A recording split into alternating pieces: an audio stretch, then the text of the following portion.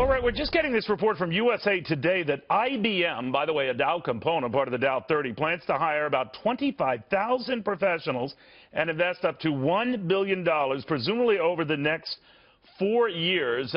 No indication as to whether this ties in with the incoming Trump administration, but it would follow a string of companies that have indicated greater commitments to the United States and beefing up operations in the United States. So it wouldn't surprise me if this was Trump-related. Nevertheless, this on a day, the Dow has been sprinting ahead ever so close now to 20,000. We have gotten within about 450 points of that level for a while today, or I should say actually within 45 points. I'm off by a digit.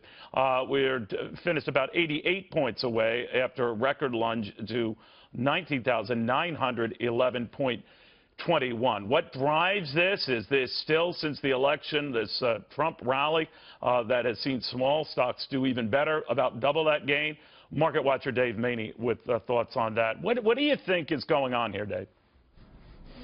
I think what you're seeing is the confirmation of a feeling which, of course, caught everybody by surprise on election night, which when it was kind of suddenly like, gee, we never thought he could win. And then after that sharp overnight drop, everybody started to say, wait a second, this isn't all bad. Like, this is pretty good for consumer sentiment, and frankly, it feels fundamentally good for business. And I think what's happening is that penny is dropping. It's dropped into the machine, and people are internalizing it. Markets are not terribly sentimental or emotional anyway.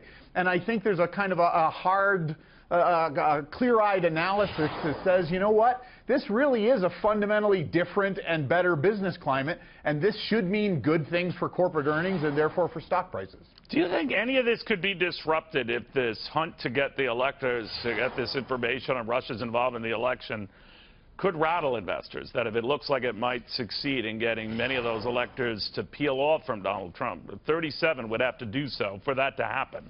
But what do you think? Oh, sure. I think if it were to get any purchase or any traction, but I mean, my own kind of sense or read is that it's not.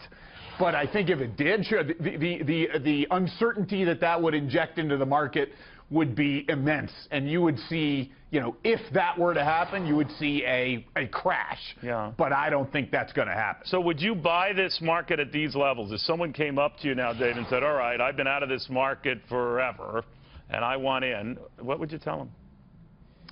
I'd tell them to exercise a little caution. Just I think the track record of this market going where it has been, that's casting no aspersions on anything that's been done. Right. I think the Trump administration or the transition has been better than Trump the candidate for kind of making people feel good about the economy. Like, I think his choices have been terrific, but that's a separate thing from where the valuation levels are and whether you want to wade in. All right, Dave. Always good talking to you, my friend. Dave Maney of Deep Digital, CEO, market watcher extraordinaire out of beautiful Denver.